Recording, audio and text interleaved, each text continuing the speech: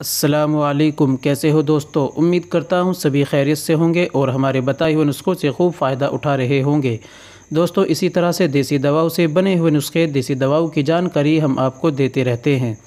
आज फिर एक नए नुस्खे के साथ, एक नई जानकारी के साथ हम आपके सामने हाजिर हुए हैं। दोस्तों, आज का हमारा नुस्खा है, जो आज का हमारा टॉपिक है, जो आज हम आपको जानकारी देने वाले हैं, वो है लबूब आज़म।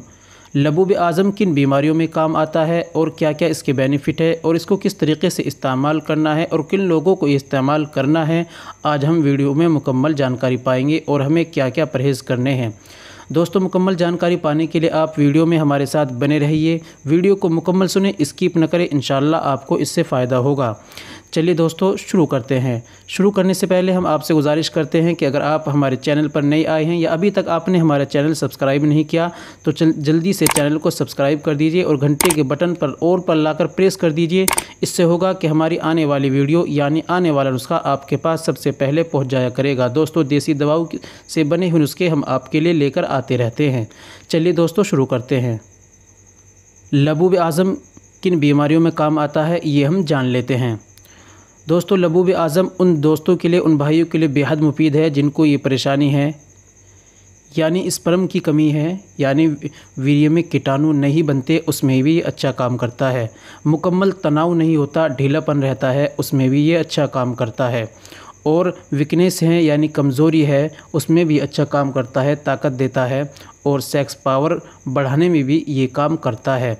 शरीर के अंदर एक कमज़ोरी महसूस होती है और जहन हमारा मुंतशिर रहता है, यानी चिड़चिड़ापन रहता है अपनी पावर स्टेमिना को लेकर, उसमें भी ये अच्छा काम करता है। अगर हम इसको अच्छी तरीके से इस्तेमाल करें तो इंशाअल्लाह इससे हमें फ़ायदा पहुँचेगा।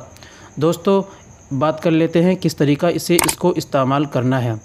इसको तरीका ये है कि 5 ग्राम शाम को गाय के दूध से इसे हमें लेना है। अगर गाय का दूध नहीं मिलता तो पानी से भी ले सकते हैं, लेकिन बेहतर है कि हम इसे गाय के दूध से 5 ग्राम रोज़ाना शाम को इस्तेमाल करें। जान लेते हैं हमें इसके दौरान परहेज़ क्या क्या करने हैं। दोस्तों, परहेज़ की बात करें तो गर्म चीज़ों का हमें प्रयोग नहीं करना, जैसे कि अंडा है, मच्छी है, गोश्त है। गोश्त मुर्गा छोटे का हो या बड़े का हो, कोई भी हमें मीट गोश्त ये इस्तेमाल नहीं करना। और तली भुनी चीज़ों का भी हमें परहेज़ करना है। और गर्म चीज़ें जो हैं, तमाम गर्म चीज़ों का हमें इस दौरान परहेज़ करना है। और जो चीज़ें हमें पेट को नुकसान देती हैं उनका भी हमें प्रयोग नहीं करना है। दोस्तों, पेट का भी हमारा दुरुस्त रहना, ठीक रहना ज़रूरी है, क्योंकि पेट से ही बहुत सारी बीमारियां जन्म लेती हैं। इसलिए पेट का ठीक रहना ज़रूरी है। जब पेट ठीक रहेगा तो इंशाअल्लाह दवाई भी फ़ायदा पहुंचाएगी और आराम भी इंशाअल्लाह बेहतर होगा। उम्मीद करता हूं कि वीडियो आपको पसंद आई होगी। दोस्तों, वीडियो को लाइक कर दीजिए और शेयर भी कर दीजिए। मिलते हैं दोस्तों।